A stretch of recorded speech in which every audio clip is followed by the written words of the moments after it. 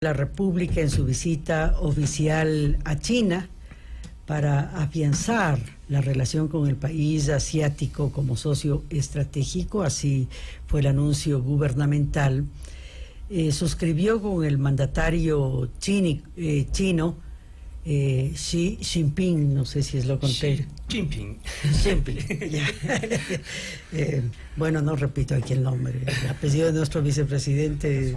Estaba escuchando, claro, pero en Alemania es otra cosa, es más complicado todavía. Pero bueno, ambos mandatarios suscribieron 10 acuerdos de cooperación mutua, según la información oficial. Además, el presidente obtuvo en China 3 desembolsos.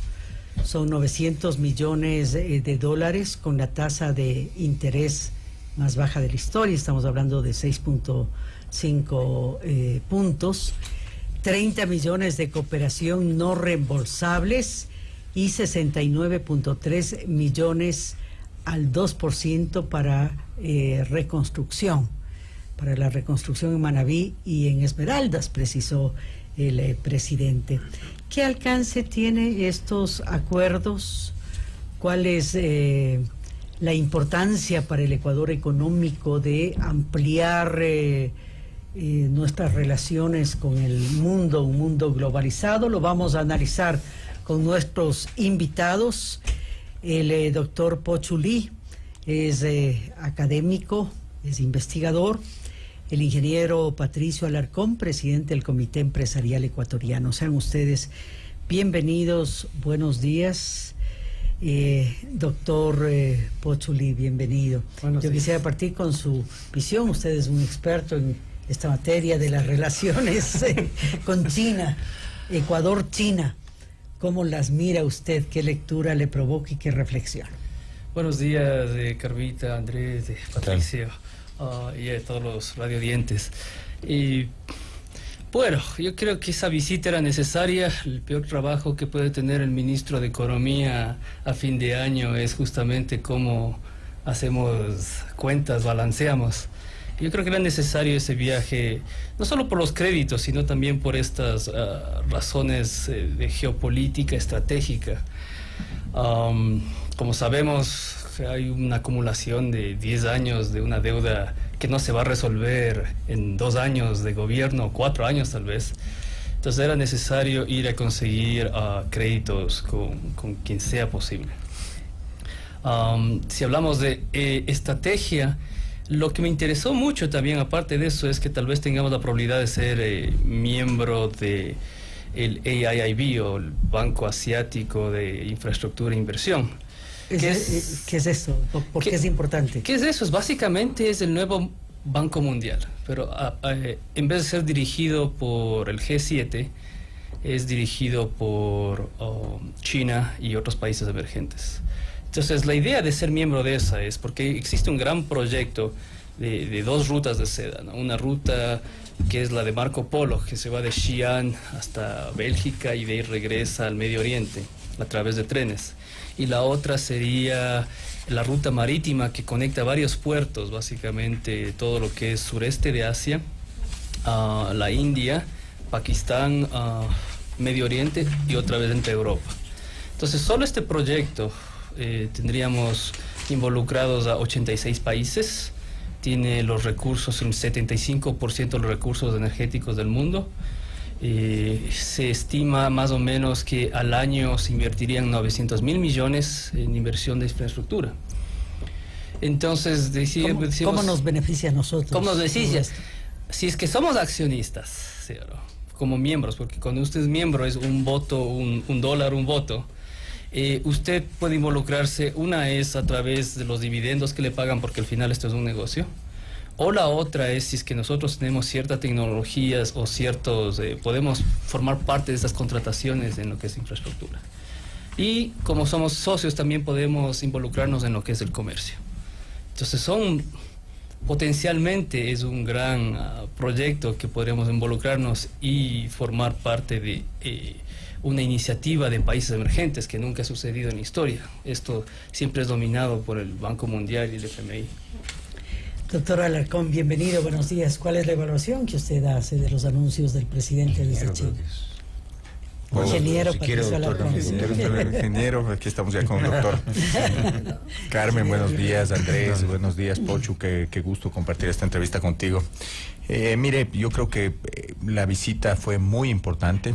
Creo que el Ecuador tiene que fortalecer sus relaciones, tanto comerciales como políticas, con los grandes mercados del mundo. China es un mercado de 1.400 millones de habitantes y tenemos que ver la manera de mejorar nuestra balanza comercial. Es desfavorable para Ecuador. Totalmente desfavorable. De China importamos alrededor de 3.000 millones de dólares y exportamos a alrededor de 800 millones de dólares. Lamentablemente nuestras economías no son compatibles porque los costos de producción del Ecuador no son lo suficientemente bajos para que podamos ser competitivos para exportar bienes de consumo a la China. Pero yo creo que el viaje tenía que concretarse de una manera en que el Ecuador pueda resolver ciertos problemas.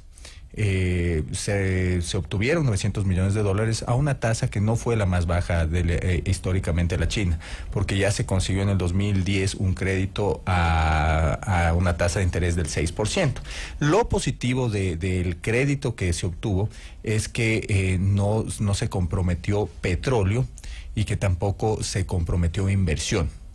Y dentro de esto a mí me parece importante recalcar que es importante que el Ecuador renegocie la deuda, porque la deuda es a corto plazo, con la China generalmente ha sido a un plazo de 6, 7 años, 5 años. Ese era uno de los puntos centrales que esperábamos en el país se abordado, ¿no? Central.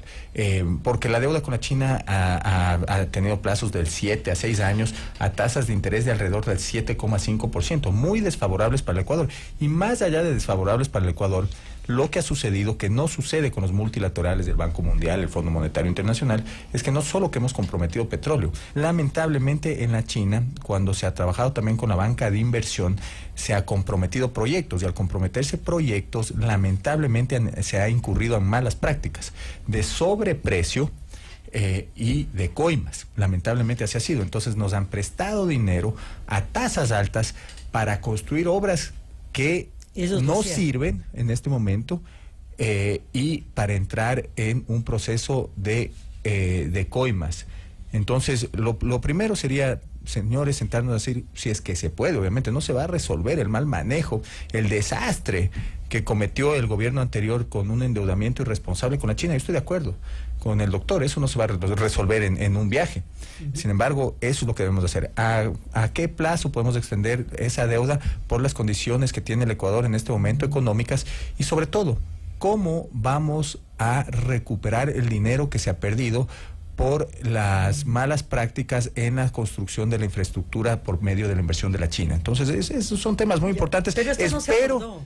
Espero que es que eso es lo que no sabemos todavía. Lo que se abordó son ciertos niveles de cooperación. Hubieron otros 2 créditos importantes que se sacó, uno de 30 millones para temas de seguridad no reembolsable, uno de 69 millones de dólares también para el terremoto, para la reconstrucción, una tasa del 2%. Pero aquí es importante ver, no podemos ir porque necesitamos cerrar el año a pedir 900 millones de dólares y no resolver los problemas de forma y de fondo que tenemos con la China.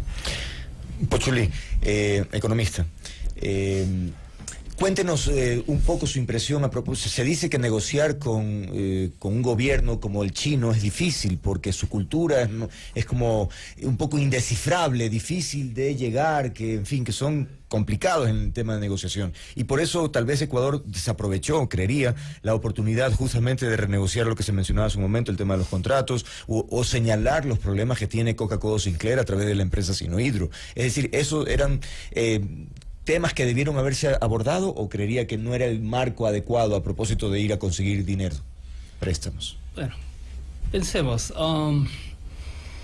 Este es el problema. Usted se va a una misión diplomática, no puede hablar de temas fuertes, especialmente si va a pedir plata. Claro.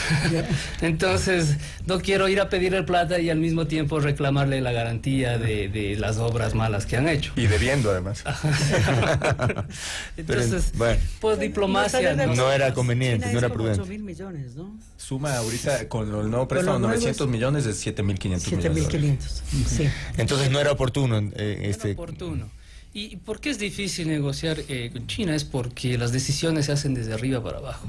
Entonces no existe, digamos, medios mandos que le podrían dar una señal de que se viene, hable mejor de esto, no hable de esto, no le dan los tips, porque las decisiones son de arriba abajo. O sea, en China, por ejemplo, hay un hotel en Hainan, que es una isla como que será el Caribe de China, como que dice. Y ahí se reúnen en un solo piso los grandes líderes y deciden las políticas del país. Y nadie sabe qué sucedió. Entonces, ni aunque le pida consejos al embajador, O sea, le podría no hay dar. con quién hacer lobby, ¿no? Es imposible hacerlo.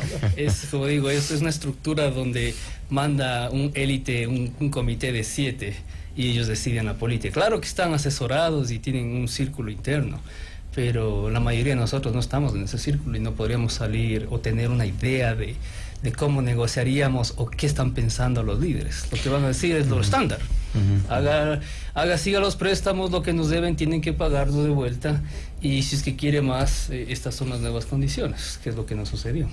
Ahora, el Ecuador debe enfrentar una crisis muy importante a propósito de ir a un país al que nos ha prestado en condiciones difíciles. Es decir, siempre se critica que las condiciones de los préstamos chinos son altas, son complicadas, y que tenemos obras que no están funcionando bien, y sin embargo acudimos a ellos para pedirle más dinero. Entonces, ¿cómo se entiende eso? Bueno, se entiende por las necesidades de endeudamiento que tiene el Ecuador para poder cubrir el déficit fiscal, no solo este año, sino el siguiente año. Y se entiende porque en este momento una negociación con el Fondo Monetario, por decirle, va a exigir ciertos ajustes que seguramente la China no lo hará. Sin embargo, pueden prestar en diferentes condiciones, y eso es lo que debemos tener claro. Ahora, yo estoy de acuerdo con lo que dice Pochu, y es que, claro, se deciden ciertas políticas a cierto nivel en la China, pero por eso se requiere mucha decisión política para ir a sentarse a hablar con las autoridades, y es decir, si es que va a negociar de una manera concreta, hablando de los problemas concretos, hablando de la geopolítica en el mundo, porque en este momento mire, que hay dos fuerzas grandes: los Estados Unidos y la China. Y yo asumo que las dos potencias van a querer tener una posición fuerte en el mundo y en Latinoamérica. Entonces, de esa manera se puede negociar. Yo quiero una mejor posición con los Estados Unidos, le pido mejores condiciones al Fondo Monetario, trato de entablar un acuerdo bilateral y voy a negociar con los Estados Unidos. Y lo mismo con la China. O sea, miren, señores, nosotros tenemos tanto dinero para pagarles de esta forma, mantengamos buenas relaciones, incrementemos el comercio, incrementemos la inversión, pero nos tienen que dar mejores plazos, mejores tasas, reponer el daño o el dinero por el daño causado por esas obras. Entonces, es un manejo diplomático. Ahora, yo sinceramente creo que nuestro socio natural, más allá de que siempre tenemos que tener buenas relaciones con todos los países del mundo, nuestro socio natural es los Estados Unidos, porque es una economía complementaria. La China no lo es. No somos competitivos con Así Estados es, Unidos. exactamente. Entonces debemos evaluar bien a qué plazos nos queremos endeudar, con qué garantías debemos endeudarnos, con qué país debemos fortalecer los intercambios, nuestro intercambio comercial, y obviamente tratar de fortalecer otros mercados, así como lo hacen países como Chile. Doctor Chuli, a ver, el país tiene muy pocas posibilidades, se ha dicho de buscar financiamiento. Por allí en la proforma presupuestaria se habla de la necesidad de financiamiento. Hay un rubro de más de 4.000 millones de dólares y no se dice la fuente. O sea, es fuente desconocida. ¿Cuáles son las diferencias en las negociaciones con los multilaterales americanos, digamos, como el BID, como el Fondo Monetario Internacional, y qué ocurre con otras negociaciones, como el caso de China? ¿Qué es lo que le conviene al país en materia de financiamiento? Bueno, ya sea China o las multilaterales, todo el mundo de base usa esta tasa LIBOR, que es básicamente la tasa que los bancos se prestan entre sí. A nadie nos van a dar LIBOR porque no somos banco. Entonces, más o menos al año es 3.1 últimamente. Entonces, siempre se pasa de 3.1 y de riesgo país. Entonces, en el caso de Ecuador es 3.5. Sino por eso que nos dieron 6.5. Es bajo para el riesgo país lo que nos dieron. Sí, o sea, es bajo para lo que tenemos. O sea, honestamente hay que decir, fue una buena tasa. Porque, la tasa fue buena. porque el BIP también, si es que revisan la página del BIP, ellos también es LIBOR, que sería el 3.1, más entre 0.5 a 3.5. Pero la diferencia del BIP es hasta 30 años y el promedio de los préstamos es 10-15. En cambio en China es más corto, 6-7. Claro. Que hace una diferencia brutal. Que es brutal Claro, en finanzas. porque acá es- tenemos 2 años de gracia y 6 años 6. para pagar. Sí. ¿no? Entonces En el fondo me parece es que a se pueden corto conseguir plazo. menores sí. tasas. Si es que hacemos esa ley del 70, por ejemplo, así es que 7% una tasa le está dando otro préstamo en 10 años. En 10 años ya le está regalando, si es una casa que se compró, es otra casa que le compró. Entonces sí es terrible, interés. 10 años, por ejemplo. Si son 30 años, estar a 7% le está devolviendo 3 veces El valor. el valor que pidió prestado. Es así de loco, ¿no? Por eso los plazos no es que tampoco queremos alargarlos, pero la tasa de interés sí queremos reducirlas. Negociaciones diferentes, condicionalidad. La gran queja con multilateral G7 o relacionado con Washington es, le piden ajuste estructural, llaman, de algo bonito, así, ajuste estructural. Las famosas recetas que las Pero conocemos acá. nosotros Las llamamos recetas del recetas fondo. Ya. neoliberales, que es estado chiquito, ¿sí o no? Hágame un plan para pagarme, estabilidad monetaria, trate de privatizar, ¿sí o no? Son como una receta de 10 que creo que todo el mundo sabemos, ¿no? Que es más recorte, gobierno chiquito, ábrase a las finanzas internacionales, ábrase más el comercio, ¿sí o no? Entonces es esta clase de políticas. Y si usted es soberano y es especialmente un país emergente, hay un buen argumento también de por qué se debe proteger ciertas industrias. Se las protege para poder en el futuro producir más, ¿sí o no? O sea, Ecuador, usted no es bananero un año y el próximo año vende carros. Entonces, si queremos empezar ciertas industrias, se necesita 15, 20, 25 años, que nunca ha estado en nuestros planes. O sea, esa es una de las razones por qué fallamos en el sector productivo. No tenemos una política a largo plazo y no tenemos una institución, una burocracia que trabaje con el sector productivo para mantener estas políticas y aprender juntos en lo que debemos vender al mundo y cómo producir, cómo ser más eficiente. Claro, y seguimos con valores, con productos sin valor agregado. Bueno, en algunos... A ver, yo digo ahí 2 puntos, 2 aspectos que me parecen fundamentales. ¿Por qué no podemos bajar el riesgo país? Uno. Y la otra, ¿por qué no el país establece objetivos con horizontes a largo plazo, de tal manera que podamos tener ese valor agregado, tener agroindustria, industrializarnos? A ver, ingeniero, fuera de que no estoy de acuerdo con ciertos temas que comenta Pochum, le voy a decir, riesgo país, ¿por qué no podemos bajar el riesgo país? Porque el riesgo país se mide en base a la capacidad de poder pagar la deuda, del riesgo de un default, por darle un ejemplo. Entonces, si yo dependo del petróleo, entonces, si es que no dependo de otras exportaciones, si mi economía no crece por otros factores, entonces no va a mejorar el riesgo país del Ecuador. Es simple, ante el riesgo sigue subiendo el índice. la tasa de interés. ¿Y por qué no hemos pensado a largo plazo? Porque nos hemos pasado apagando incendios durante los últimos 10 años y durante la vida republicana del Ecuador. Nadie ha trabajado en una estrategia de desarrollo productivo a largo plazo y el Ecuador tiene que trabajar en sus ventajas comparativas. ¿Para qué? Para poder exportar más. Es un país rico, es un país con recursos naturales, es un país donde usted puede sembrar, cosechar todos los días, es un país donde puede traer una gran cantidad de turistas. Pero, ¿qué es lo que ha sucedido? Nadie se ha planteado estrategia. Países como Chile ya lo hicieron, países como el Perú ya lo hicieron. Y es cuestión de sentarse, analizar los mercados afuera y analizar en el Ecuador dónde y qué se debe sembrar. Pero ahora creo que es la oportunidad. Tenemos un ministro vinculado a los sectores productivos del Ecuador, por ejemplo. Entonces, creo que ahora es la oportunidad, ingeniero. Y lo estamos planteando, Otro tema del endeudamiento. Mire, el endeudamiento, ¿por qué el Ecuador necesita el endeudamiento a largo plazo? Porque si yo soy pobre, por más que a largo plazo implique que yo vaya pagando más casas, 3 veces, yo no tengo el flujo de caja para obtener un crédito a 7 años cuando necesito obtener un crédito a 30 años. Es simple, al ser pobre y al no tener y al estar quebrado seguramente necesito aplazar mis condiciones en cuanto al flujo de caja. Mire, yo no estoy tan de acuerdo en las recetas de que se hablan en el Fondo Monetario, pero yo estoy de acuerdo en el pragmatismo.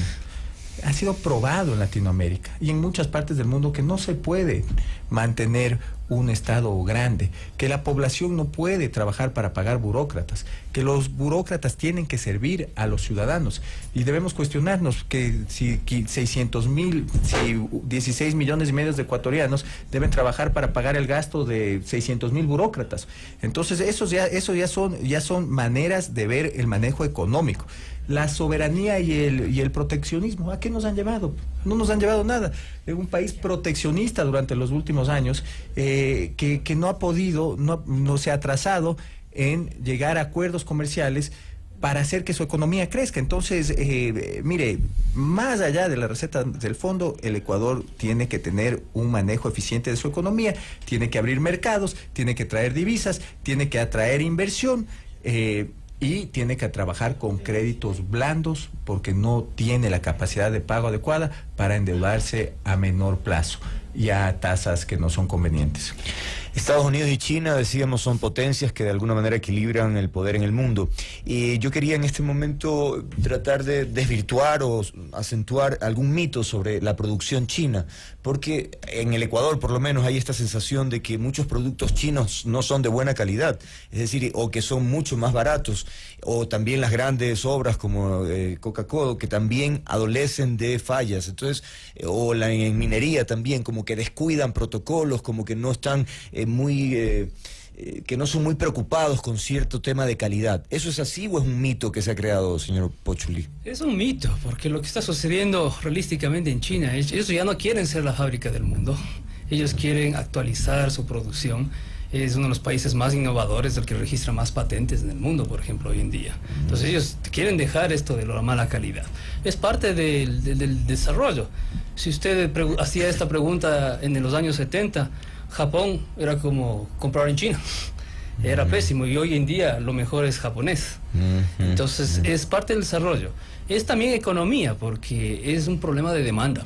China también produce los mejores productos del mundo. O sea, y en volúmenes increíbles. iPhone es hecho en China. Entonces, depende a qué mercado. Aquí, lamentablemente, llega lo más chimbo. Ah, ok, por ahí va el tema. Sí, o sea, si queremos realmente mejores productos, hay que decir menos aranceles. Los comerciantes que traigan mejor. O que traigan mejores, y que el mercado sea más competitivo, porque nosotros pagamos buen dólar en Ecuador también. Entonces, ¿por qué nos están dando productos chimbos? Entonces, es una cuestión de calidad, de quién trae, qué trae, y ver si es que traemos. Va a Estados Unidos, todo es en China, pero no hay tanto producto chimbo. Bueno, pero ¿y las obras? Que tenemos tantos problemas ahí. Las obras es más complicado, o sea, realmente tenemos que decir, existe garantía, vamos a que nos cubra la garantía, porque tampoco nos pueden entregar obras que nosotros pagamos caramente para que nos den, o sea, un proyecto subestándar. Productos chimbos también. Sí, pues hay una gran máquina chimba, ¿sí? Hidroeléctrica chimba. Hidroeléctrica chimba. O también se habla en el tema minero también, es decir, que no son muy cuidadosos de todo lo que significa la relación laboral, por ejemplo, o en términos de seguridad para la gente. Es decir, como que podrían ser algo descuidados. O es una idea también así que... Sí, deberían usar más estándares internacionales. Eso es lo que decimos. Que todo esto, existen protocolos a nivel internacional, adhiéralos, ¿cierto? Y eso es lo que sucede. La otra es, y ese es el problema, la cultura china es muy fuerte. Si usted pregunta a cualquier chino, dice que creen que es la mejor cultura.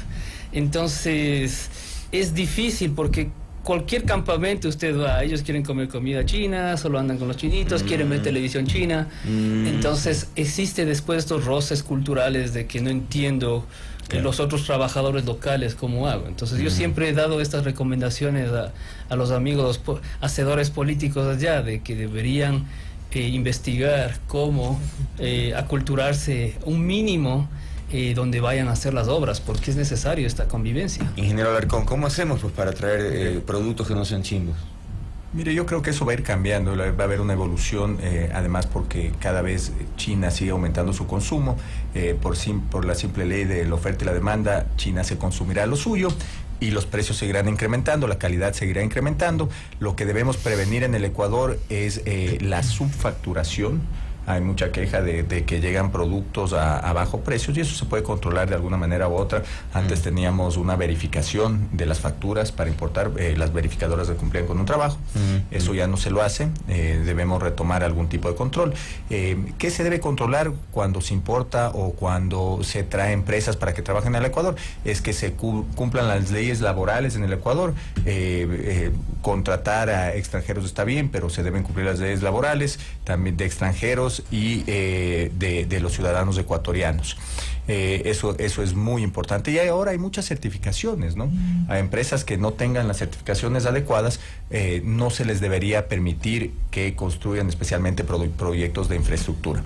Y en general yo creo que debemos mantener muy buenas relaciones con la China, pero en el fondo debemos solucionar los dos problemas que tenemos, que es el endeudamiento a corto plazo, a tasas altas. Debemos trabajar evidentemente para bajar el riesgo país, para podernos endeudar también con multilaterales con emisión de bonos, pero a tasas más razonables. Es muy importante trabajar en este aspecto y lo debemos tratar de ejecutar garantías o llegar a buenos acuerdos para que se solucionen los problemas que tenemos en la construcción, especialmente de las hidroeléctricas. Bien, muchas gracias a nuestros invitados. Quedan en pendiente varios temas. Lo importante es darle seguimiento porque no sé cuántos